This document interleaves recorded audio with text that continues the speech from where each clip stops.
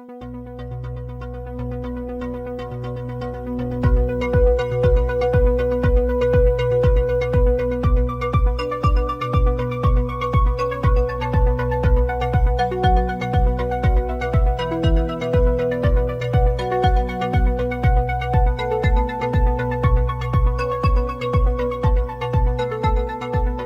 arquitectura de las ideas y todo lo que está detrás, el podcast que trata de los temas que están detrás del diseño, cómo surgen las ideas, cómo llegamos a ellas y cómo es su arquitectura.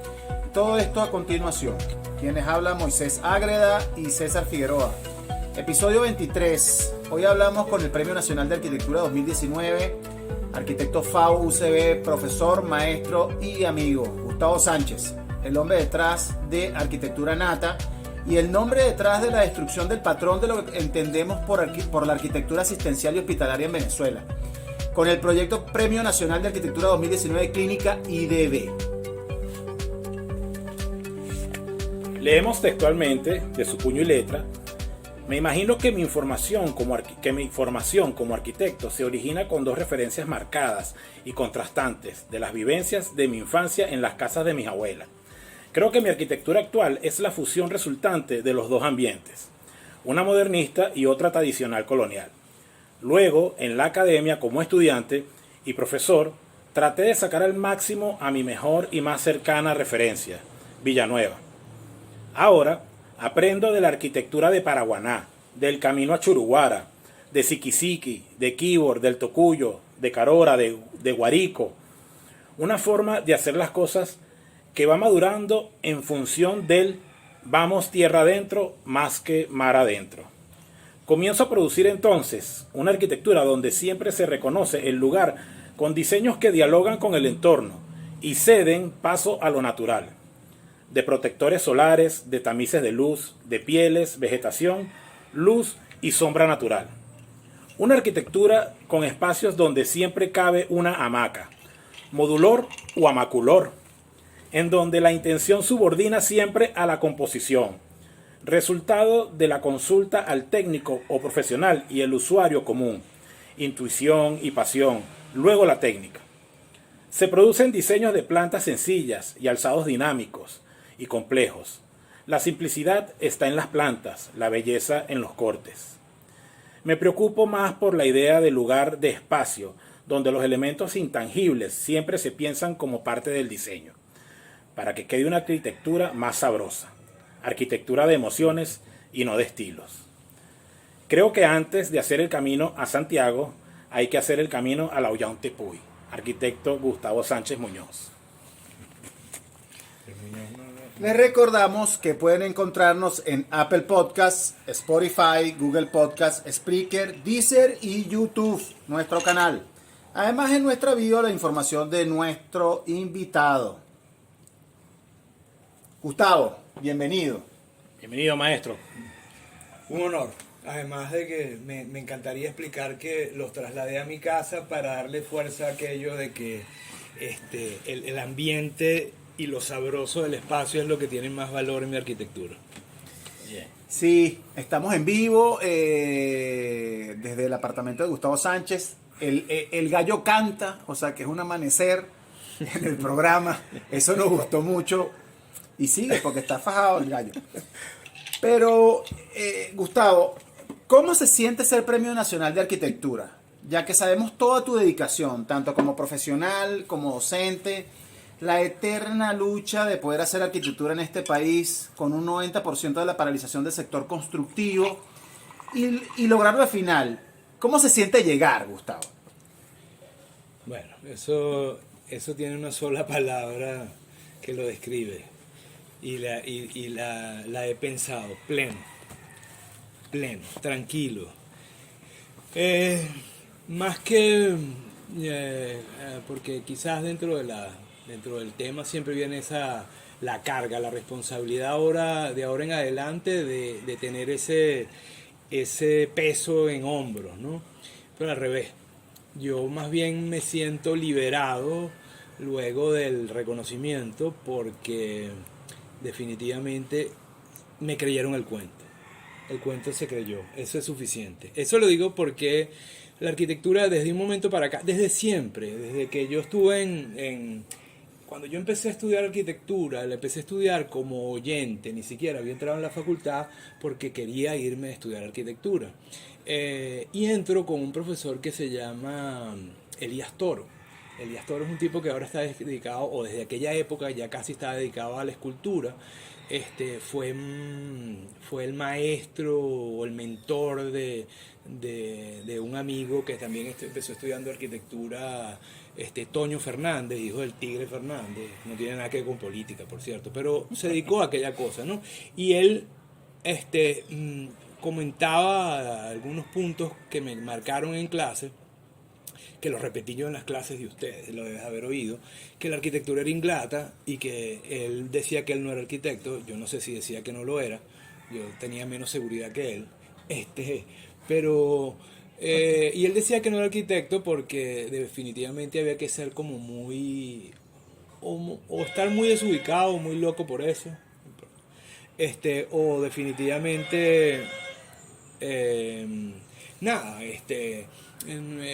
o estar demasiado enamorado de esto, y esto ninguna de las dos razones lo justificaba. Y él decía, siendo arquitecto, que él no lo era, a lo mejor porque ya se había dedicado un poco a la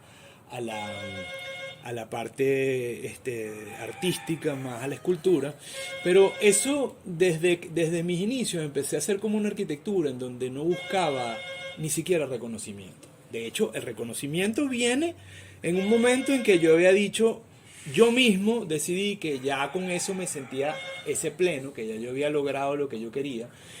No buscaba ninguna intención, sino responder a ese cliente o a esa sociedad. Y ya con eso era suficiente. El premio lo logro por insistencia de una persona, pareja, otro arquitecto, Gladys León, que insiste cuando le digo que yo estoy peleado con la arquitectura, que no quiero... Eso te iba a mencionar. Porque sí, ciertamente nos encontramos una vez en el country, creo. Uh-huh. Y me contaste eso, que estabas como peleado con la arquitectura. ¿Por qué? ¿Por qué apartarse? Bueno, a lo mejor el término pelearse no era, o como que ya había sentido que había como cumplido hasta un punto, ¿no? Yo tuve un quiebre, un punto marcado, que fue cuando dejé de dar clases en el núcleo. Yo desde que llegué a Barquisimeto, me contratan, me llaman y me citan y me hacen una entrevista, y al salir de la entrevista me dicen, bueno, no sabemos si lo vamos a contratar porque nosotros estábamos pensando que aquí íbamos a contratar era su papá, que es 30 años mayor, que 30 años, y que él que presentara un módulo que nosotros presentábamos al principio, una especie de guía, que presentara un módulo a ver si aquello se da. Ahí también viene un tema relacionado con el mismo y los inicios, un poco, yo no sé si destino de la clínica. Y entonces me dicen que tengo que dar séptimo semestre cuando me aceptan. ¿Cómo que séptimo semestre? Si séptimo semestre era el semestre de punta que tenían. Ahí no se había graduado nadie. Y me dan a Juan José, se llama Juan José González, que trabajaba con Kiko Carrillo en Urbelca, lo que era Urbelca, que han hecho todos esos edificios que tienen como unos círculos arriba, yo no sé por qué, pero en todo caso, me toca, y además me dicen, tú tienes que hacer una tipología funcional, tienes que hacer un edificio de hospitales, tiene que ser clínica, tiene que ser asistencial, porque este nivel ya lo requiere, y además era el nivel máximo. Ahí empezaron mis peleas con Ciro Caraballo, que estaba ya, peleas sabrosas también. Famosas peleas. Interesante, porque siempre las hablaban. Yo tengo carpetas, una cuarta de alto de las discusiones, pero luego las revisé y eran discusiones sanas, interesantes, y con una clara condición de diferenciación de lo profesional y lo personal. Cosa que inmediatamente después, cuando Ciro salió, incluso por presión mía, o por presiones, ¿no? Porque ciertas diferencias, o él también tenía que ir, él buscaba otros horizontes, ¿no? Cónchale, me di cuenta con las siguientes discusiones que no tenían la altura y el valor y el resultado que estas tenían, ¿no? Pero el cuento es que me mandan entonces a hacer edificios asistenciales. Me dicen, tienes que hacer un ambulatorio, mínimo un ambulatorio. Coño, pero estoy entrando, me estás diciendo que yo no sé, que yo no tengo el nivel porque no soy ese señor de experiencia que es mi papá. Y entonces me mandan a hacer, bueno, ahí empezó el estudio de la cosa asistencial y yo creo que un poco, no sé cómo se llamará esa cosa de destino, a estudiar lo que tenía que ver con la cosa asistencial. Como siempre hacía y reclamaba después a los profesores que hicieran, siendo ya después un coordinador de estos este cambio que se dio al núcleo, ¿no? Entonces empecé a dar vueltas en este caso, por ambulatorios, busqué las relaciones que tenía con médicos cercanos, y me llevaron a varios ambulatorios a nivel nacional. Y así armé ese programa con tiempo, dedicación, porque es un tema complicado. Bueno, en todo caso, eres premio nacional. Ok, sigo. El peso del premio nacional. Nada, definitivamente eso más bien me liberó, ya que era una cosa, ya que era un tema, una búsqueda personal. Me liberó aún más luego de haber construido la clínica, que yo sentía que era un buen trabajo. Me tranquiliza, me libera. Después también claro, pero Gustavo, pero ahí hay un tema, porque fíjate tú lo que tú dices cuando hablas esa frase de Toro, okay, de la arquitectura es ingrata. Ajá. Y una de las cosas más difíciles para nosotros, sí, es lograr construir, saber al muchacho hecho. Entonces, por lo menos, yo tengo el placer de haber modelado 3D edificios que tú has proyectado, por lo menos como Colinas del Bien, Balcones de la Colina, creo que. Ay, claro, yo modelé eso con Ángel Estrella y yo me metí en todo ese morbo tuyo del edificio y a modelarlo y a modelarlo y a modelar. Entonces cuando lo modelamos, yo digo... Y lo fueron resumiendo, ese proyecto. No, yo creo que no le hicieron, no sé si lo hicieron completo. Para mí lo destruyeron. No sé si lo hicieron completo. Lo amputaron. Sí, no le hicieron el grupo 3D, sino el grupo pero al modelarlo, la promotora, pero al modelarlo yo digo, no César ni claro, pero al modelarlo yo digo, coño, aquí hay un amor por el espacio y por el edificio, claro, que más allá de que no tenía de que tenga fallas o no, coño, tú entiendes que hay una idea de arquitectura que se manifiesta en una construcción de una forma y un espacio.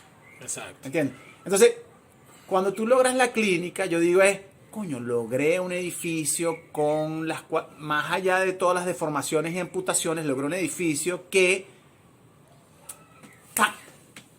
hace una ruptura. Es lo que yo veo. Ahora yo te digo. O sea, ahí es cuando veo lo que tú estás diciendo. O sea, sí, tiene otra. Esa ingratitud. Claro. Porque está el punto. Ahí me paga la arquitectura. Claro, es que es lo que digo. Claro, o sea, es ese lo que había era que ser paciente. Lo que había que ser paciente. Sí, pero perseverante. Y perseverante. Pero perseverante. No. Eso es duro. Eso es duro. ¿Cuánto tiempo pasó? 2012 recibo el proyecto. Yo soy graduado en 91. Que se calcula tú. Y después entonces realmente el reconocimiento viene en el 2019. ¿Cuántos años de dedicación? Y trabajando como hormiguita desde aquí. 20 años. 20 años, desde aquí, desde adentro. Y ese es porque ese es el otro punto, ¿no?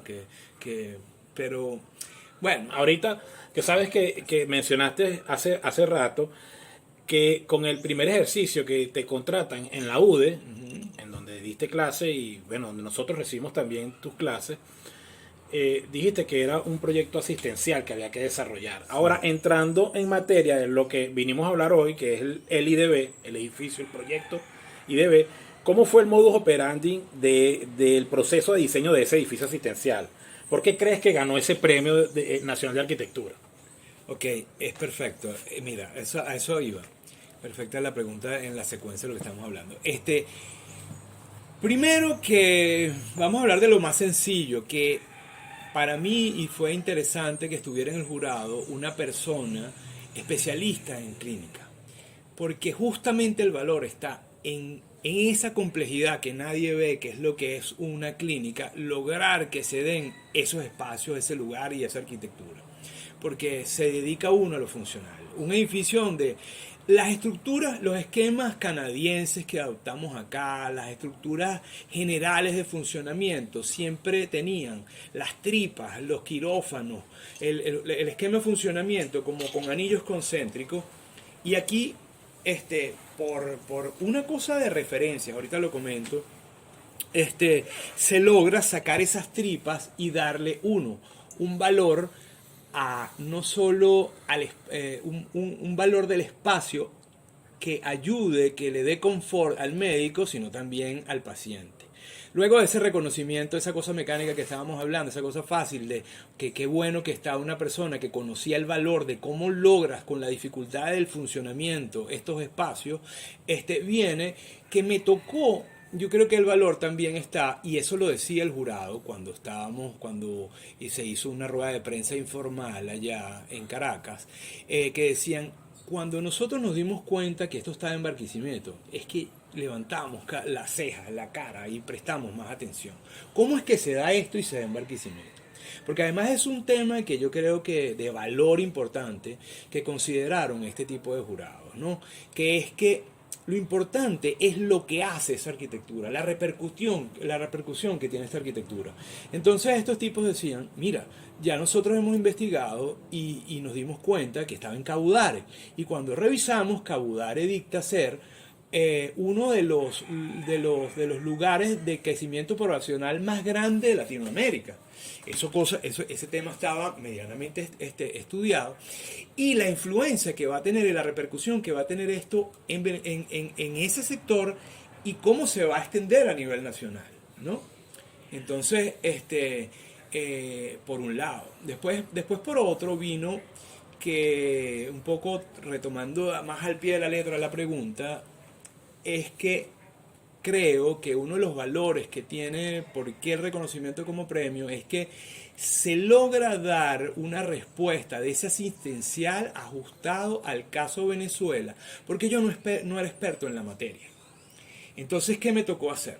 Me tocó hacer, así como aquel caso de la facultad que tuve que estudiar meses para poder presentar iniciándome como profesor, como académico, aquí me tocó casi un año de estudios, porque entre que el cliente me dijo hay posibilidades de esto, empecé a estudiar, empecé a dar vuelta. Por suerte tenía relaciones con la mayoría de los directores o dueños de las clínicas a nivel regional, a nivel de esta zona de Barquisimeto, y entonces empecé a pasearme con una cámara y justamente por las informalidades del caso y por las irregularidades que tenemos o por las desadaptaciones, me metían vestido de médico en los quirófanos, que es el punto importante, y en las operaciones.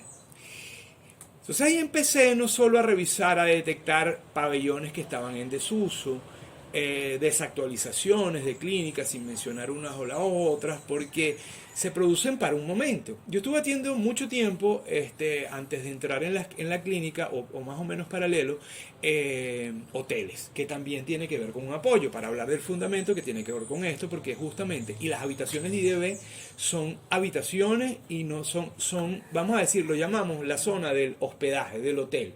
No lo llamamos, así decodificamos. Por eso es que tú llamas, y es interesante cuando tú percibes que hay como una diferencia de lo convencional, ciertamente. Para terminar el punto, porque hay mucho sobre IDB, definitivamente yo creo que se acierta a una asistencia que sí está adaptada al momento por mi desconocimiento. Si yo me hubiera ido a la norma, hubiera sido un catedrático, un carajo ya informado de esta materia, entonces simplemente me voy a la norma y no, bueno, también hay una actitud de rebeldía. Te tomas el tiempo de investigación. Por actualización. ¿Entiendes? Entonces me di la vuelta y detecté qué era lo que daba. Y otra cosa, hay un tema importantísimo, que son dos factores. Liliana Balsa, que es la clienta, que es la que me encarga, que funcionó como un asesor interesantísimo, una persona inteligente, muy capaz, que además entonces era la que me daba la diferencia con esa norma. Así pasaba con los hoteles. En los hoteles a mí me decía, hay unos estándares internacionales con un tipo que se llamaba Klaus Moser, que era el único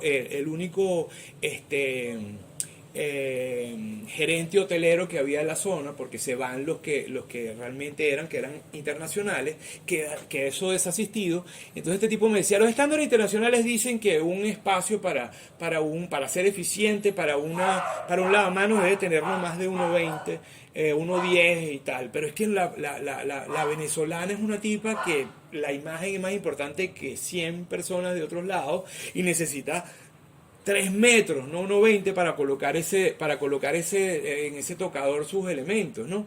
Eso una tontería, pero entre tantas cosas de adaptación. Claro. Yo tuve de alguna manera relación con Parque la Música, Bricket, de alguna forma, y entonces se traslada un edificio para Progreso Rápido de Colombia acá con Nora Genatios, que era el arquitecto de aquello, y yo decía, pero ya va.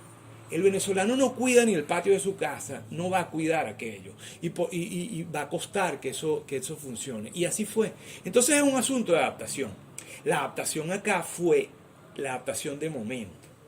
Se adaptó por una vivencia de praxis, de visitarlo y con la facilidad que me dieron estos dueños y gerentes de estas clínicas en entrar en cómo funcionaban. Y otro tema, a mí me tocó por alguna razón trabajar antes de IDB con la reestructuración y puesta en funcionamiento de los 8 pabellones del Pastor Oropesa. Es decir, entonces tenía una escuela ahí. Entonces, ahí estaba una dura, que diferencias políticas una a otra, pero todo el mundo la respeta, que es Lindamaro. Okay. Lindamaro que decía... cuando yo tenía problemas, chavista de mierda, yo aquí lo que se tiene es que hacer las cosas como se tienen que hacer.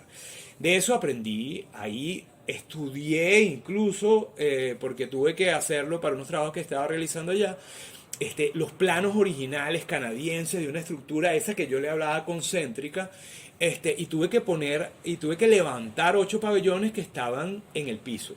Y participé de muchas faenas en donde se realizaban en un solo pabellón, que era el pabellón de emergencia y de parto. Todo lo que tenía que ver con quirófano, ¿no? Pusimos en marcha, pero además, qué lástima, pusimos en marcha 8 pabellones, que ya tiene 6 es grande. 8 pabellones es mucho para cualquier clínica a nivel nacional, y se acabaron, yo no sé si a los 6 meses. ¿No? Sí. Tema de país, eso no nos vamos a meter. Entonces, por suerte tuve una vivencia en diferentes escalas, en el verdadero momento de lo que eran, cómo debía funcionar una clínica en Venezuela, en este momento. Claro. Entonces tenía lo público además y lo privado por otro lado. Y el problema era el mismo. Un problema de adaptación. Cuando estábamos haciendo hoteles, el problema era adaptación. El problema es mucho más complicado adaptar un hotel, un elefante blanco, producido en una época de bonanza, de unas condiciones que era preferible hacerlo de nuevo, porque los esquemas cambian.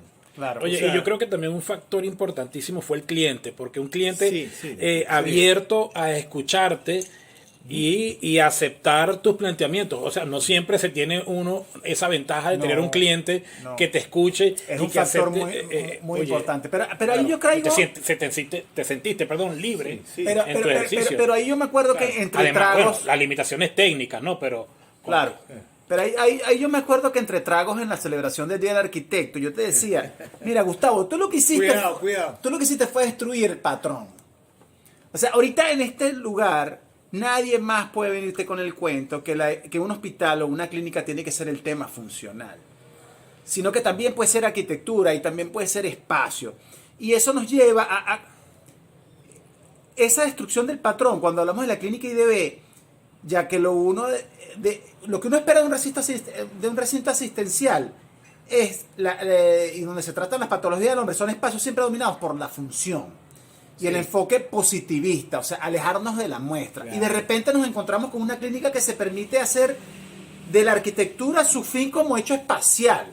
O sea, cuando tú entras ahí, te quedas con la boca abierta porque, o sea... A la gente le provoca enfermarse para quedarse. O sea, la palabra tiene que ser mala. O sea, verga, te consigues 2 patios y la vaina llega a la luz y en el quirófano entra luz natural. O sea, ¿qué es esto? Entonces, ¿qué opinas de esto? Bueno, fíjate.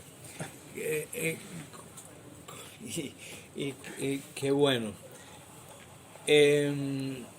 Sí, eso me lo dio. Hay unas cosas, así siempre lo he mencionado.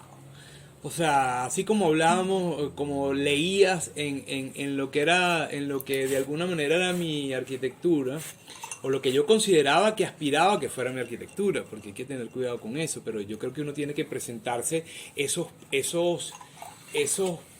uno tiene que ser ambicioso para poder llegar, sobre todo en este caso Venezuela, ¿no?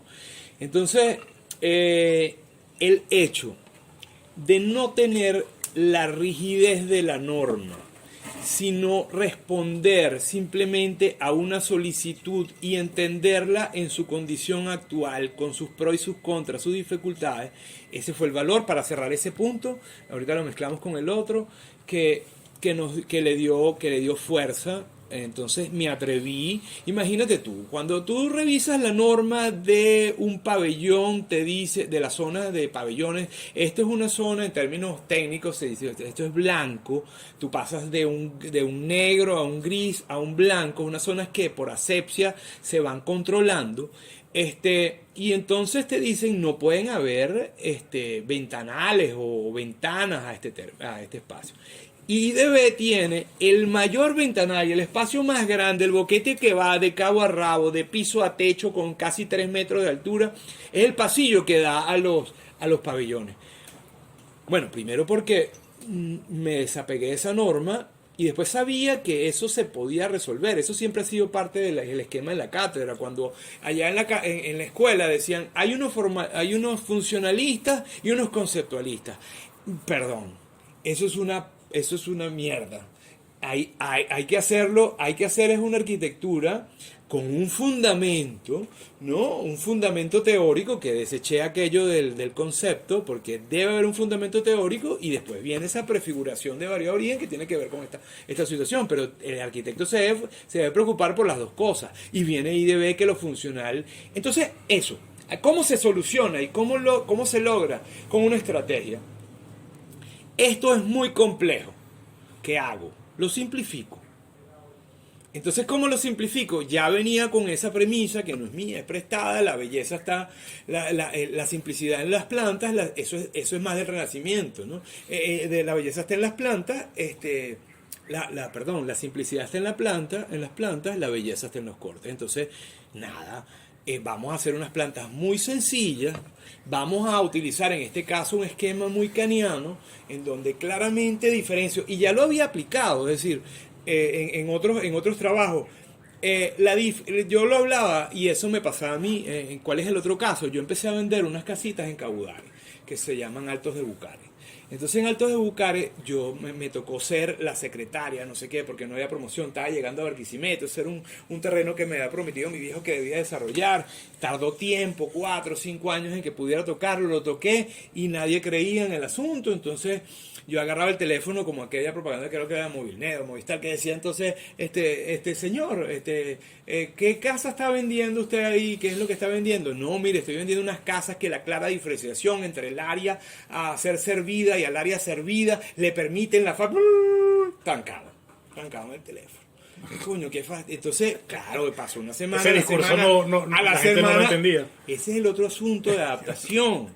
Ese es el Exacto. otro punto de adaptación. Y justamente El discurso. El discurso. Entonces, los puentes de comunicación, cuando yo llegué aquí, tenía muy poco trabajo porque los puentes de comunicación estaban muy distantes. Yo aprendí a bajar ese puente y entender esa cosa de comunicación. Además, un discurso altivo, porque yo daba clases y tenía tiempo dando clases. Entonces, cuando me reunía con el cliente, le quería dar una clase al cliente, ¿no? Me fui dando cuenta, ¿no?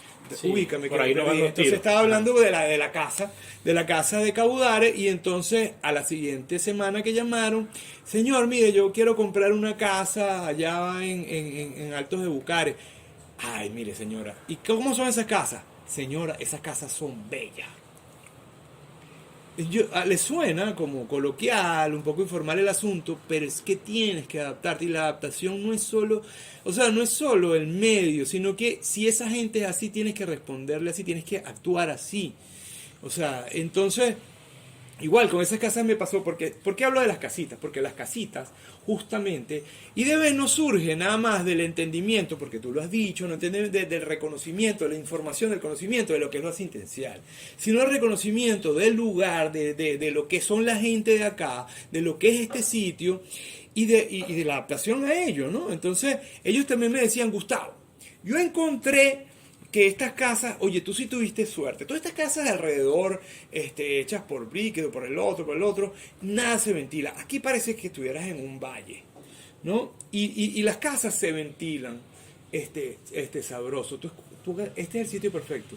Cónchale, y yo por dentro me revolvía, ¿no? Se me revolvían las tipas y decía, claro. ¿Y no será que uno pensó en que yo rebatía las casas en función de la insolación? Cosa que traía unos costos a lo mejor en construcción, pero bueno, eso era de la familia.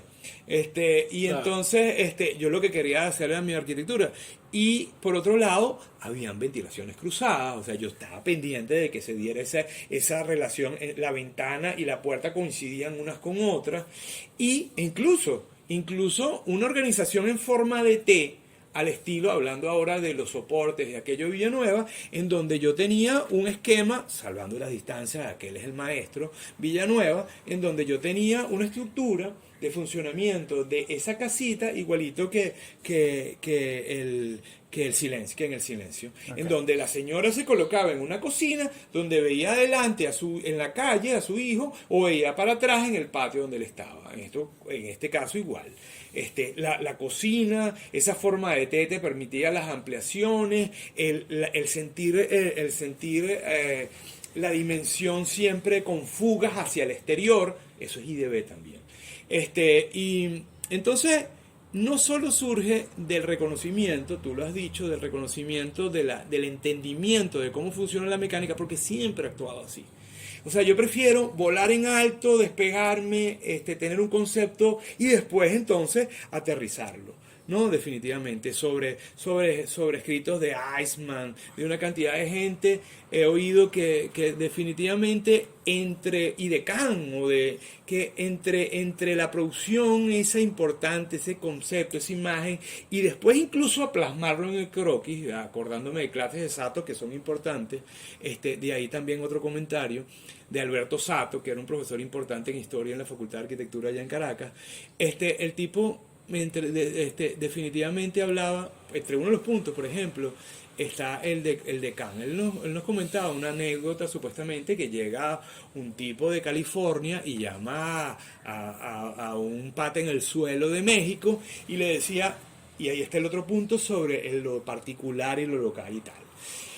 Mira, cónchale, mire, señor fulano, lo llama una gente de California, aquí hablando en inglés y tal. Mire, sí, ¿qué pasa? No, mire, señor, ¿cómo hizo usted, para lograr, cómo hizo usted cómo maneja usted ese tema del agua, de la luz, del tal? Bueno, era Luis Kahn llamando a nuestro mexicano Luis Barragán. Y entonces, Luis Barragán lo que hacía era otro maestro, pero lo que hacía era justamente la reinterpretación y no tanto la reinterpretación, sino producir en función de lo que él tenía pegado, que era esa policromía, a lo mejor, para mencionar uno de tantos puntos de la arquitectura mexicana. Y entonces un duro como Kahn lo llama por teléfono para decirle, mire, ¿cómo es este asunto? ¿No? Y bueno, definitivamente ahí viene. Lo particular es lo que te hace universal, ¿no? Y lo particular, y justamente estando en Barquisimeto, se logra. Yo no creo que hubiera estado en Caracas y hago el mismo ejercicio, a lo mejor para una clínica, y no lo logro, no por la locación, sino porque definitivamente le doy preocupación al sitio, ¿no? Entonces, nada, fíjate, desde adentro, desde lo particular de esta zona, Además de que con ustedes los ejercicios, por eso se mencionaba, ahí no explican el porqué, ahí no se explica el porqué, pero definitivamente cuando hablamos de Churuguara, no hablamos de Siquisique, no sé por qué no lo puse ahí. Sí se mencionó. Sí, Ah, se ok. menciona. Nada, el tema... Tocuyo, Carora, Guarico. Mira, Edwin Otero, que es mi mentor y que es parte de mi formación y de ese también reconocimiento en ese edificio. Cuando venía acá con otro importante para mí, creo que era Pepe Rosas, que tomó el núcleo acá en un momento como director, que era un tipo que venía de Chile, venía con ideas, presentamos un ejercicio que era hecho en Guarico y decía, cúnchale, aquí provoca venir con chiva, las chivas no estaban de moda, con la barba a medio andar y con una guayabera y tomarse, no sé, un cocuy, porque es sabroso, se entiende. Y había gente ahí, habían personajes ahí que yo les cuento que eran duros le costaba producir y nada más con enseñarle esto tiene valor, tú tienes valor, tú tienes valor, el otro tiene valor. Eso, cuando tú también le dices Barquisimeto o esta cosa tiene valor, ellos ya empiezan a agarrar fuerza. ¿No? Claro. Que era otro tema que yo comentaba una vez con César sobre cómo hacía que los estudiantes entendieran cómo era la aproximación a la cosa proyectual, al proyecto, ¿no? Que era darle esos fundamentos teóricos que se habían olvidado, esa fuerza para que produjeran ese fundamento más que el concepto. Entonces, ahí mira, ahora que hablamos también de la parte sincera, ¿no? Del edificio y del reconocer. ¿Qué parte de ese edificio crees que no se logró? ¿Y por qué? ¿Cuál parte no te gusta? ¿Qué parte quizás dices, bueno, aquí no se logró? Ahí tengo que, sí, esa parte es ruda. Voy. Hay una parte mecánica fácil de justificar, que es que la parte, no lo llamemos de estacionamiento, porque este edificio tiene ese valor también. O sea, de la cota cero, del nivel de acceso de la Bolívar, no de la Intercomunal, hacia abajo, que está medio un nivel abajo, hacia abajo, tenemos la mitad del edificio. IDB tiene mitad, 4 pisos arriba, casi que 4 pisos abajo, aunque son 3,5 y 3,5 porque los bloques son de diferente dimensión, de diferentes niveles. La primera cosa que no se logró es que, estando ya en obra, le dio miedo, no se atrevieron a los constructores de hacer un muro de contención que lindaba con un vecino. Y entonces, a pesar de tener, que ese es el otro individuo importante, Joseph Gómez, no se hace, esta clínica se logra por ese trabajo en equipo, yo creo que principalmente de una asesora, Liliana Balsa, que conocía no el funcionamiento de norma de la clínica, sino el que tenía que ver con el personaje venezolano, en donde se diferenciaban la sala de espera del tipo que salía que salía a rehabilitación al tipo que de alguna manera quedaba en cuidados intensivos. Son 2 salas diferentes. Una es un tipo que va a pernoctar, que va a quedarse ahí. Entonces, ustedes lo ven en el mobiliario. Es un mobiliario diferente que recoge, que permite que el tipo casi que como un asiento de VIP de primera clase de un avión, no sé. En el otro es otro tema, porque se está esperando que salga el parto. Igual ahí hay, inclusive en la clínica hay esas diferenciaciones de espacio. Pero entonces, ayúdame que yo me pierdo. José Gómez. José Gómez logra, igual que Liliana, logra otro valor. Yo les he explicado que ese clichecito de que los arquitectos nos peleamos con los ingenieros, no, aquí vamos de la mano. Eso también, eso tiene que ver de un tiempo para acá, eso no es mi caso, y eso yo me iba de la mano conmigo. Entonces, ese es otro valor importante. Nosotros habíamos logrado con el estructurista, aunque esto es una cosa de instalaciones mecánicas, un esquema de funcionamiento de los sótanos, de la parte que no tiene que ver con el edificio, porque toda la parte de imágenes y la mitad del edificio en cuanto a lo asistencial está allá abajo, que necesita tener, por eso la luz llega hasta el sótano. La cota cero se logra tener como una sensación de cota cero en el sótano 3, como en el último piso en la eso lo azotea. logra con los patios de luz. Esos Con patios esos de luz patios de luz. que tú dices, pero esta luz, eso es lo que dice uno, esta luz en este nivel. Sí, O sea, entonces ¿qué quedó mal? Que nosotros vamos a ver si se puede graficar con palabras. Habíamos realizado un esquema en donde había un nodo duro que eran la parte esta de imágenes o de la clínica en sí, y en torno a él había un espacio más abierto que eran el estacionamiento, y la circulación se producía con unos inyectores en la última planta de sótano a manera de espiral por unas rampas que estaban claramente ubicadas en los extremos. Era un círculo. Era en el perímetro, daba vueltas y ascendía por las rampas luego de inyectar simplemente aire, refrescar, y salía el aire por aquella cosa. Entonces, en plena obra cambiamos las rampas que estaban en uno de los extremos, en ese perímetro, y tuvimos que adaptarlas en un punto en el centro, y con el mismo Joseph, que era el que yo tenía de la mano, el más importante porque manejaba las instalaciones sanitarias y manejaba todo el tema de obras civiles y la estructura. No, nada, vamos a ponerlas aquí, pero entonces quizás descuidamos que eso es muy complejo. Que si nosotros consideramos 4 tipos de instalaciones mecánicas, eléctricas, sanitarias, no sé qué, en el caso de la parte asistencial vienen una cantidad de elementos que tienen que ver con otras instalaciones, que vacuums, oxígeno, una cantidad de elementos que tienen que ver, que son muchísimo más complejas. Entonces, y bueno, y la cantidad, la maraña de elementos que pasan. Entonces, el sótano, o no el sótano, sino lo que va abajo el nivel de la Bolívar, creo que no da el resultado que debería estar. Otro punto. Con el diálogo con la calle. No funciona con esa ventilación que debe funcionar, no se ilumina como se debe iluminar. Entonces, y en la parte técnica, creo que quedaron defectos, inclusive en la misma circulación de los vehículos, porque bueno, un cambio que tienes que hacer, que tú dices, bueno, aquí tengo la respuesta la respuesta perfecta. Joder, Gustavo, yo te digo una vaina. Mira, Gustavo, pero ya va. Esa vaina pendeja, uno llega en el carro, porque yo te digo, porque yo me fui a comer el Socorro, y tú llegas al carro, y que tú nada más sepas que para uno de los laterales hay luz natural, y que el estacionamiento está normado.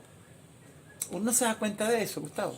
¿Tú crees? Uno llega, y cuando llega después te consigues con esos patios, o sea, ahí ya se soluciona. O sea, tú como persona que de repente vienes preocupado porque la mujer te va a parir, o sea, te consigues con una serie de cosas que te hacen que te liberes de ese peo. Yo no creo que vayas a pensar. Te lo digo porque yo lo viví con mi hijo. ¿Tú lo viste con tu hijo? Con mi hijo. Tuvimos que ir yo vi en Instagram. por varias complicaciones que tuvimos que ir a un neumonólogo que veía ahí en la parte de pediatría, que por cierto es un espacio muy noble, además de la conexión con el exterior, las áreas verdes que lo enriquecen y los tamices de luz que hay con esas pieles que utilizaste ahí. De verdad que el espacio muy bien logrado. Y por un momento, o sea, y estaba complicado lo de mi hijo, por un momento yo me desligo de ese peo y le digo a mi esposa, ya vengo. Me fui a caminar la clínica, a tomar fotos, A drenar. a vivir la clínica, a disfrutarla, pana, y por un momento se me olvidó el peo de mi hijo, viejo. O sea, y ahí está logrado. Total. Eso es. Marico, Eso tú estás en el hospital central y tú dices, nada huevona de arquitectura tan arrecha. Porque tú dices, qué arrecha es el hospital central. Sí. Pero nunca se te va a olvidar que estás en ese peo. Claro. Y bueno, Quizás ahí está. Ese es el punto. Ahí es donde yo digo que Rompiste el patrón. Y la pregunta empezó por lo feo, por lo que por no eso le te digo, gustaba de la ahí es donde clínica. yo digo, Y terminamos no hablando. me vengas con huevonadas, partiste el patrón. No, porque aquí ya se me puede olvidar este peo. Aquí Ese había- ese es el punto, Claro, José. claro, se me claro. olvida este puto Ahí- peo, que ahí estoy está. enfermo o que tengo una vaina. Entre discusiones con la misma Liliana Balsa, la doctora, yo decía, bueno, vamos a ponerle azul tal. Y el tipo dice, no, nada que se relacione con la clínica. Y es interesante, aquí hubo una total decodificación. O sea, yo lo expresaba en otros escritos en donde hablaba de que no se busca el blanco asepsia, sino el verde relax, el verde relajación, el verde despeje. Eso es un punto para hablar un poco de la clínica que no lo estamos tocando acá, quizás lo hemos tocado en otras ocasiones, que es que desde cualquier punto focal, desde cualquier punto, el remate está en el exterior, en el verde, en el abierto, eso te da. Estás en un sótano, tú entras en el sótano, eso no está en funcionamiento, el sótano 3, que es de vehículos, ese sí es puro, casi todo es vehículos, y tú llegas al sótano 3, abajo está, igual hay la parte de radios y... Entonces, pero llegas al sótano 3 y cuando llegas al sótano 3 te llega una luz natural y te encuentras aquel como una mampara, una linterna que es la base del patio ese central, ¿no? Pero hay otro punto que quizás también, que esto tiene que ver con ayuda a los arquitectos. El arquitecto no es el que más sabe, sino el que sabe coordinar. Eso lo hablamos en una reunión allá en el núcleo, en una ponencia en el núcleo. Entonces, hay una mala interpretación de eso y entonces cuando de repente quiere intervenir el paisajista o el que nos ayuda con la parte de diseño interior, cónchale, tiene que oír el discurso nuestro, porque él es el que sabe de su cosa, claro, igual que el carpintero, igual que el herrero, igual que que Joseph, ¿no? Pero entonces tienen que oír que mira, ya va, tú tienes que hacer esto en función de no deteriorar a los demás, no tiene que ver con lo tuyo, directamente con la arquitectura, sino de no opacar estas otras cosas. Entonces hay como ahí yo tengo una, vamos a decir, por ejemplo, en el paisajismo, yo quería que el paisajismo fuera una cosa más llana, más pausada, porque justamente eso es lo que se buscaba. ¿Qué pasa con IDB?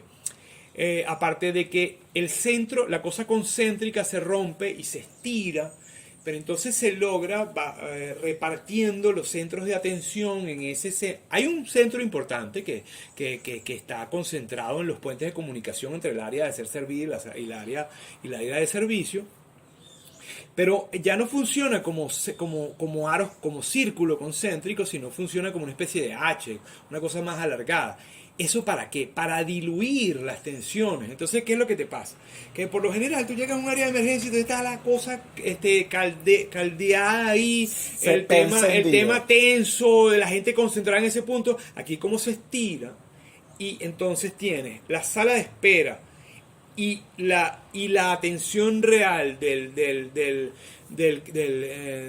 la parte de emergencia, el triaje, llegas a la emergencia por un vacío que es ese verde.